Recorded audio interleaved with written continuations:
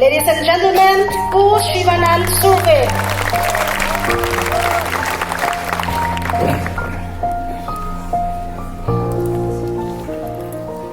Respected Mr. R.L. Haukip, Principal, Greenwood Academy, Mr.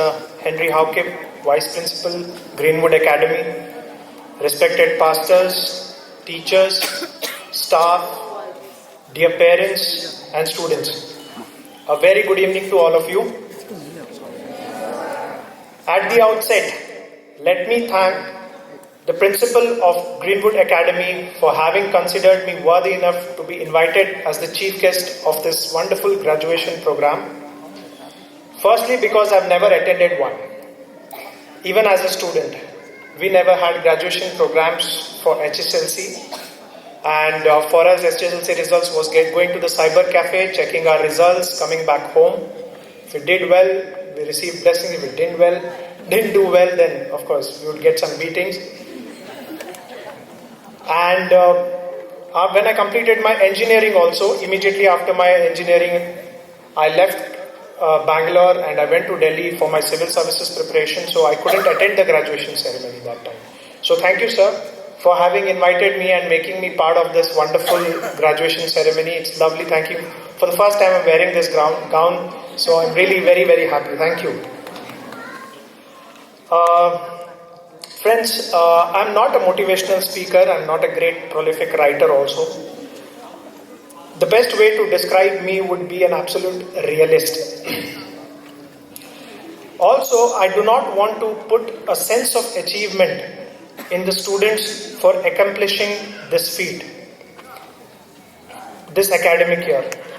If at all there is any achievement, the achievement is of the institution for having secured 100% of pass marks. So congratulations to the Greenwood Academy. This calls for a big round of applause to the principal and all the teachers.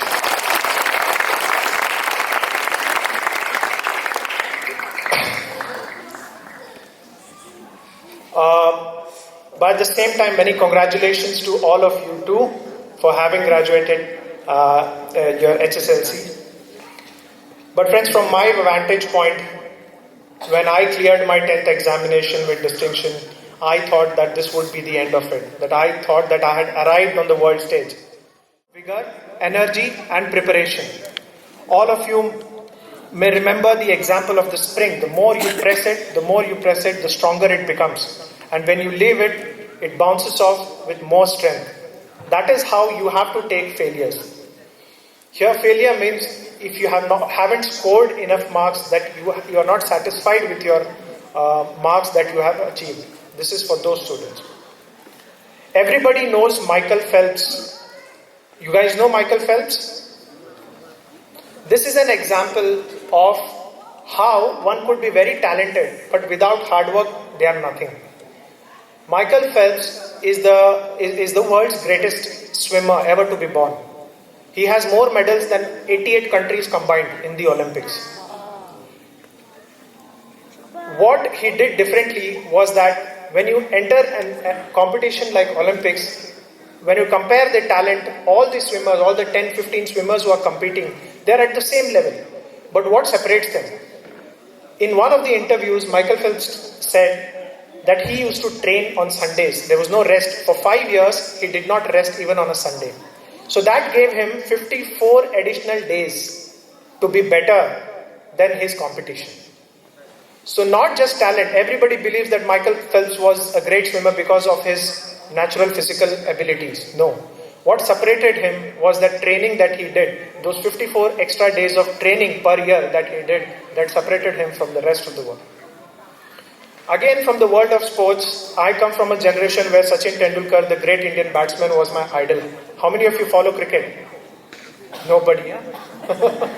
But in my generation, Sachin Tendulkar and Vinod Kambli, they had turned out, like, when they were very young, they were considered to be the greatest talents. But Sachin Tendulkar and Vinod Kambli, they just had one difference. Sachin Tendulkar worked hard, not just rested on his talents. The other one just believed that he was naturally gifted and talented.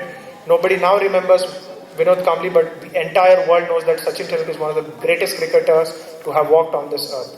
It is believed that when he used to practice for 5 days continuously, he used to sleep on the dining table, he used to wake up again and go back to bed again. So that is the kind of dedication. You might be talented, you may have the talent, but what will separate you is hard work. There is no substitution for hard work, my friends. That is what I want to tell you today. With access to internet, guides, teachers, select whatever stream you want to and pursue your future education in. But at the same time, try and pursue a skill. A skill can be anything. It could be coding, it could be drawing, it could be designing, it could be photography, it could be anything. Future jobs will be given not on the basis of your degree or your mark sheet, but it would be given on the basis of the skills that you have. That is what the industry will demand.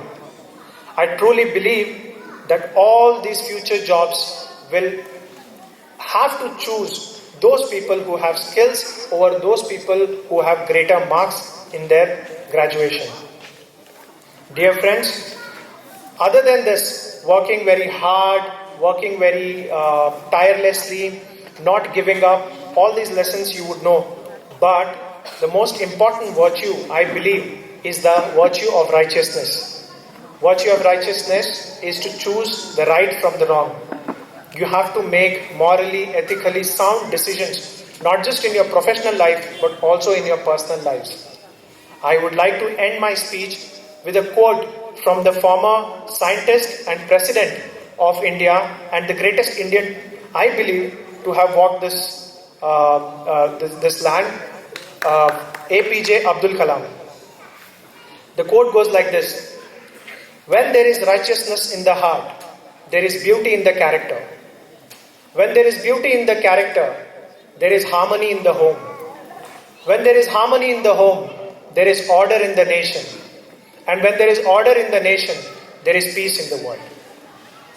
So, thank you so much for having invited me for this. All the best for all of you. Like I said, the door is just open. You need to walk, crawl, run, do whatever you want to. Keep moving forward. All the best. Thank you.